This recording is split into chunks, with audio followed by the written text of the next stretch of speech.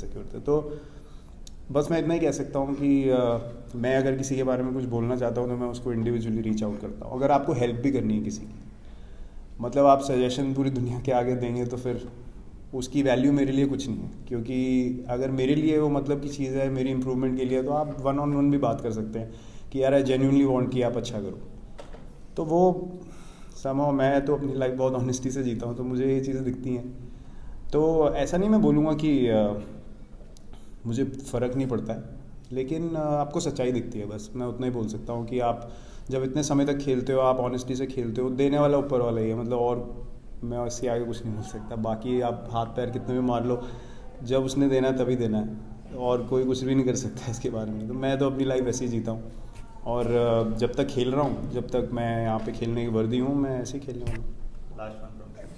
विराट, अर्शदीप के कैच के बारे में बहुत बातें हो रही हैं। आप एज ए सीनियर खिलाड़ियों को क्या गाइड करेंगे और कुछ बात करेंगे उनसे, क्योंकि इतने प्रेशर वाले गेम में कैच छोड़ना उनके लिए भी इजी नहीं होगा अभी। नहीं, प्रेशर में देखिए गलती किसी से भी हो सकती है, और बड़ा मैच है, सिचुएशन भी थोड़ी टाइट थी, तो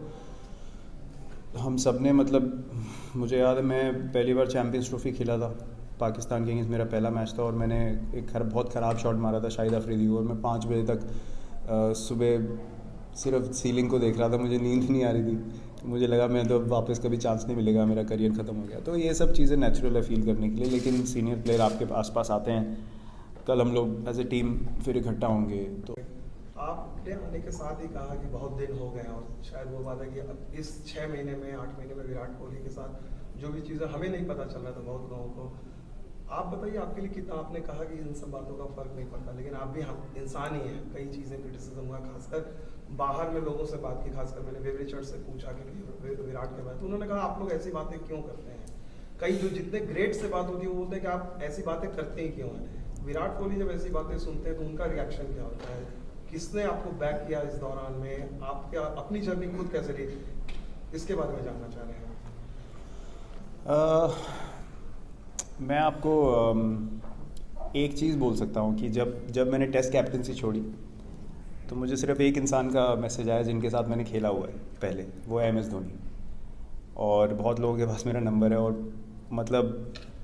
टीवी पे बहुत लोग सजेशंस देते हैं, टीवी पे बहुत लोगों के पास बोलने के लिए होता है, बट जिनके पास मेरा नंबर है किसी का और मैसेज नहीं आया। तो एक respect,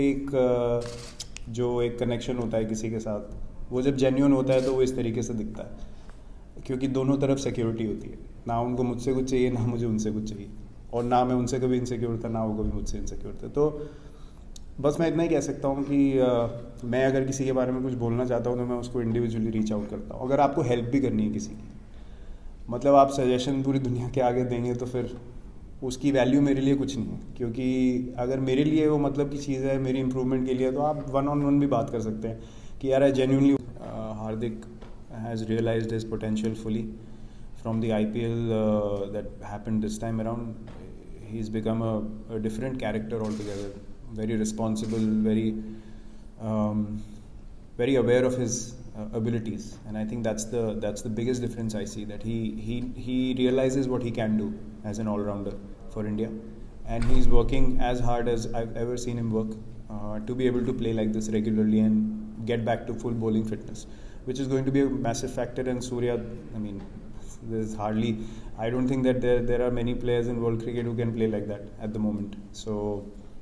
as I've said in the past, once he gets going, he can take the game away from anyone in the world. And both are obviously a very very strong part of our team and very important for us. और captain को दूंगा कि उन्होंने ऐसा माहौल बनाया हुआ है कि सबको लगता है कि हाँ यार हम लोग, कोई प्रॉब्लम नहीं है, अगली बार आएगी तो हमें चाहिए वो मोमेंट। तो जैसे कि मैंने बोला, माहौल अच्छा है, उसमें गलतियाँ आपकी होंगी, आप उसको एक्सेप्ट करें, एड्रेस करें, और अगली बार फिर लुक फॉरवर्ड करें कि मुझे उसी प्रेशर सिचुएशन में दोबारा आना है।